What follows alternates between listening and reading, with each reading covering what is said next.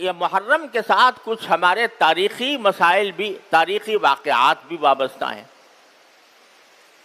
اور ان تاریخی واقعات کا بھی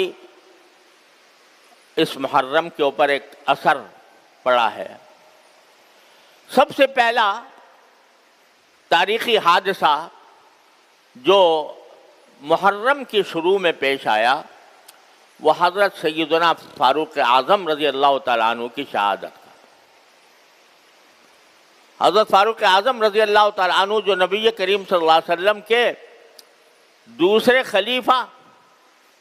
وہ خلیفہ جن کے بارے میں آپ نے فرمایا کہ اگر میرے بعد کوئی نبی ہوتا تو عمر ہوتا، جن کے جنت میں آپ نے محل دیکھا اور آ کر بتایا کہ میں نے تمہارا جنت کے اندر محل دیکھا ہے، جن کے بارے میں صراحت یہ فرمائی کہ عمر فی الجنہ، حضرت عمر جنت میں ہیں، ان کی شہادت جو ہے وہ محرم ہی میں ہوئی تھی، محرم کی ابتدا میں، یکم محرم کو۔ ایک یہودی یا نصرانی تھا یا بنیاد طور یہودی تھا، اس نے چھپ کر حضرت فاروق اعظم رضی اللہ تعالیٰ عنہ پر وار کیا تھا جبکہ آپ نماز فجر کے لیے تشریف لائے تھے، اور اسی وار کے نتیجے میں حضرت فاروق اعظم رضی اللہ تعالیٰ عنہ کی پھر وفات ہوئی۔ یہ افسوسناک اور اندوہناک اور ملت کے لیے عظیم سانحہ وہ اسی محرم میں پیش آیا۔ پھر دوسرا عظیم سانحہ جو خاص عاشورہ میں پیش آیا وہ حضرت سیدنا حسین رضی اللہ تعالیٰ عنہ کی شہادت، نبی کریم سرور دو عالم صلی اللہ علیہ وسلم کے نواسے، جن کو آپ نے جنت کا ریحان قرار دیا، جنت کا پھول قرار دیا، جن کے بارے میں آپ نے فرمایا کہ اہل جنت کے نوجوانوں کے سردار ہوں گے، اور جن کی ساتھ آپ نے محبت کرتے ہوئے فرمایا کہ یا اللہ میں ان سے محبت کرتا ہوں، جو ان سے محبت کرے اللہ آپ بھی اس سے محبت کریں، وہ سیدنا حسین رضی اللہ تعالیٰ عنہ، وہ اسی عاشورہ کے دن ظالمانہ طور پر ان کو شہید کیا گیا، وہ شہید مظلوم بنے اسی عاشورہ کے دن، اور اس کی وجہ سے یہ بھی ایک فضیلت ہے حضرت حسین رضی اللہ تعالیٰ عنہ کی کہ اللہ تعالیٰ نے ان کی شہادت کے لیے عاشورہ کا دن منتخب فرمایا، جو ایک مبارک دن تھا۔ بعض لوگ یہ سمجھتے ہیں کہ عاشورہ کی جو فضیلت ہے یا اس کا جو تقدس ہے یا اس کی جو اہمیت ہے وہ حضرت سیدنا حسین رضی اللہ تعالیٰ عنہ کی شہادت کی وجہ سے ہے۔ ایسا نہیں ہے، عاشورہ کا تقدس اور احترام تو پہلے سے چلا آتا تھا، رسول کریم صلی اللہ علیہ وسلم نے اس کو بیان فرمایا تھا، لیکن حضرت حسین سیدنا حسین رضی اللہ تعالیٰ عنہ کی یہ فضیلت ہے، ان کے مناقب میں یہ شمار کرنا چاہیے کہ اللہ تعالیٰ نے ان کی شہادت کے لیے ایک ایسا دن مقرر فرمایا یوم عاشورہ کہ اس میں شہادت ہوئی، اور مظلومانہ دو طریقے سے، ایک اس طرح کہ یہ شہر حرام تھا، وہی ان 4 مہینوں میں داخل تھا جن کے بارے میں میں نے عرض کیا کہ قرآن کریم نے ان 4 مہینوں کو حرام قرار دیا ہے۔ جاہلیت میں لوگ جنگ کرتے کرتے رک جاتے تھے اگر یہ مہینہ آ جاتا تھا، تو اس میں جنگ کی گئی ان کے خلاف شہر حرام میں۔ تو ایک ظلم یہ کہ شہر حرام کے تقدس کو پامال کیا گیا، اور شہر حرام کے تقدس کو پامال کرتے ہوئے ان کے خلاف جنگ کی گئی۔ دوسرا یہ کہ ان کو ظالمانہ طور پر شہید کیا گیا۔ روایات میں یہ بات داخل ہے تاریخی روایات سے ثابت ہوتی ہے کہ حضرت حسین رضی اللہ تعالیٰ عنہ اگرچہ اس وقت یزید کی خلافت کو تسلیم نہیں کرتے تھے، اور اس لیے نہیں کرتے تھے کہ ان کے خیال میں یزید اس لائق نہیں تھا کہ وہ اسلامی امت کا سربراہ بنے، اور ان کو کچھ منکرات شرعیہ بھی ان پر ظاہر ہوئے تھے کہ یہ منکرات شرعیہ کا ارتکاب ہو رہا ہے، تو اس کے خلاف حضرت سیدنا حسین رضی اللہ تعالیٰ عنہ نے یہ سفر کیا تھا۔ لیکن جب ان کا محاصرہ کر لیا گیا اور ان کو آگے بڑھنے سے روک دیا گیا، تو اس وقت حضرت سیدنا حسین رضی اللہ تعالیٰ عنہ نے یہ فرمایا تھا کہ میں جنگ کرنے کے لیے نہیں آیا، میں ایک اس بات پر احتجاج کرنے کے لیے آیا ہوں کہ ایک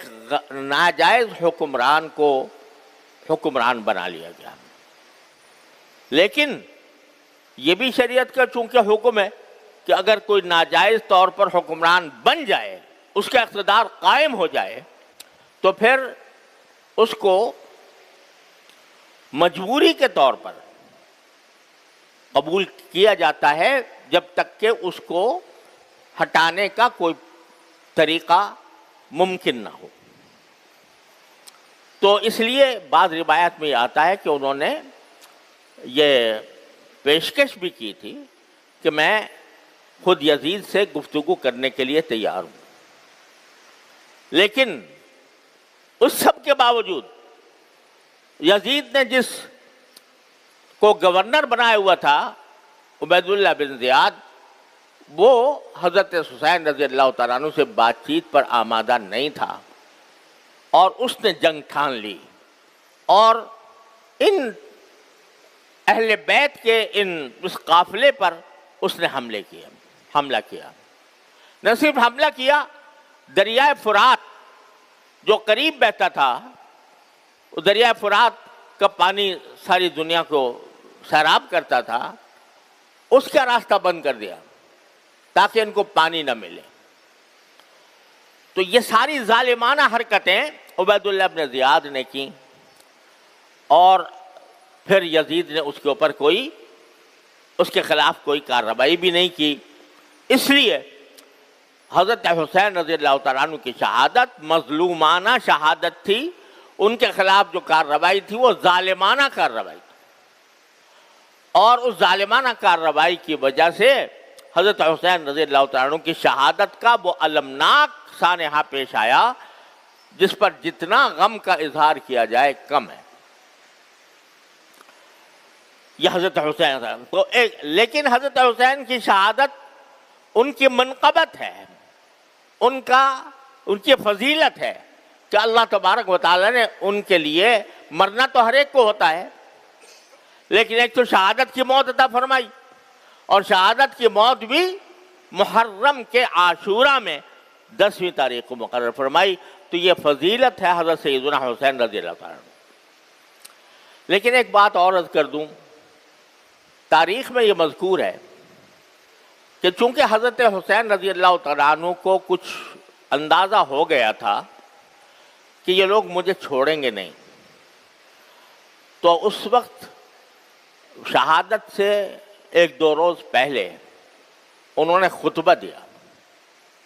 اور اس خطبے میں لوگوں کو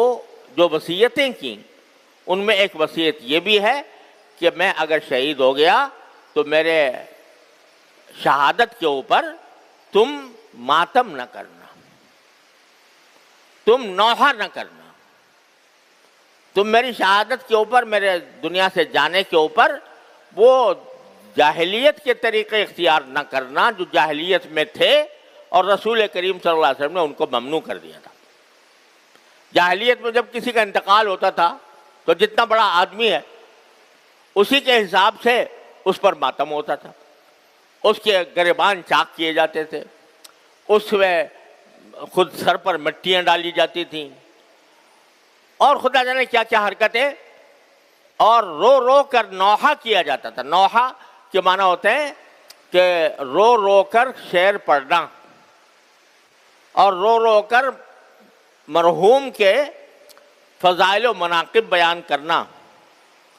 یہ نوحہ ہے۔ اور نبی کریم صلی اللہ علیہ وسلم نے جاہلیت کی جن رسموں کو آپ نے مٹایا، ان میں ایک بہت بڑی رسم نوحہ کی آپ نے مٹائی، کہ نوحہ کرنا ناجائز ہے۔ تو یہ خود حضرت حسین رضی اللہ تعالیٰ عنہ خطبے میں یہ فرما رہے، ظاہر ہے کہ نواسے تھے رسول کریم صلی اللہ علیہ وسلم کے،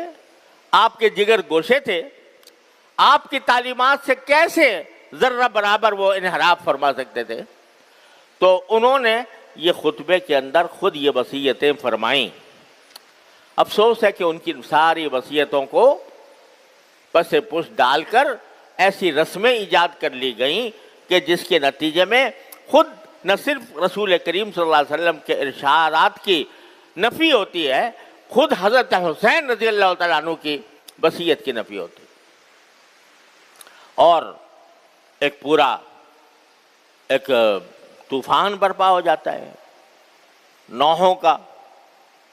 اور ماتموں کا۔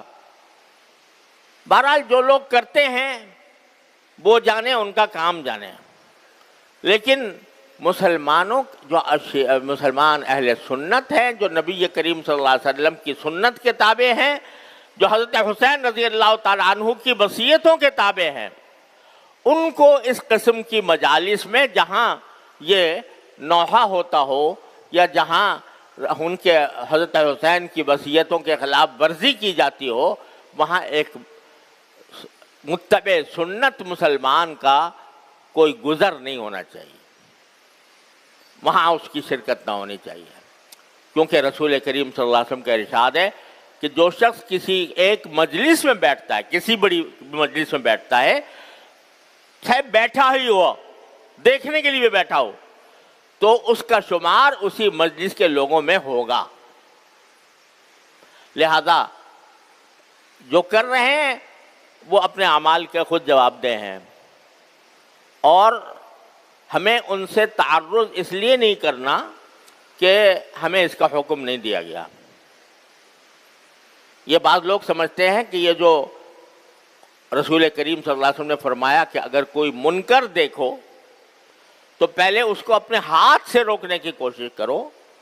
اگر ہاتھ سے روکنے کی استطاعت نہ ہو تو زبان سے روکو،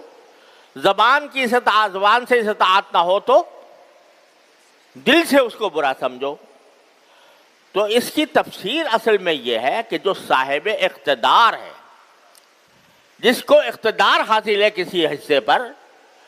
اس کا یہ فرض ہے کہ اگر وہ اپنے زیر اقتدار علاقے میں کوئی منکر دیکھتا ہے تو اس کو ہاتھ سے روکے، قوت سے روکے۔ مثلا ہمارا تھوڑا بہت اقتدار اس مسجد پر ہے، اس مدرسے پر ہے، یہاں اگر ہم کوئی منکر ہوتا ہوا دیکھیں تو ہمارا فرض ہے کہ اس کو قوت سے روکیں، ہاتھ سے روکیں۔ لیکن جو صاحب اقتدار نہیں، وہ اس کے لیے حکم کیا ہے کہ زبان سے اگر ضرورت ہو زبان سے روکو، اگر زبان کی بھی قدرت نہیں ہے تو پھر دل سے اس کو برا سمجھو۔ لہذا جو لوگ یہ رسمیں بجا لا رہے ہیں، نوحے کی، ماتم کی، جلوسوں کی، تعزیوں کی، جو کر رہے ہیں اس کے وہ اعمال کے خود ذمہ دار ہیں۔ ہم اس بات کے مکلف نہیں ہیں کہ ہاتھ سے جا کر ان کو روکیں یا ان سے لڑیں یا ان سے کوئی جنگ مول لیں یا ان کے اوپر حملے کریں یا ان کے ساتھ کوئی اشتعال انگیز کارروائی کریں۔ ہمارا کام یہ ہے کہ اس کو برا سمجھیں، غلط سمجھیں، لیکن پرامن رہیں۔ تو اس طرح یہ ایک اعتدال کا راستہ ہے جو شریعت نے ہمیں بتایا ہے، اسی اعتدال کے راستے پر قائم رہنے کی ضرورت ہے۔ اللہ تبارک و تعالیٰ اپنے فضل و کرم سے، اپنی رحمت سے ہمیں عاشورہ کی فضیلت کا حقدار بھی بنائے، اور اس کی تقدس اور اس کی برکات سے ہماری زندگیوں کو روشن فرمائے۔ وآخر دعوانا الحمدللہ۔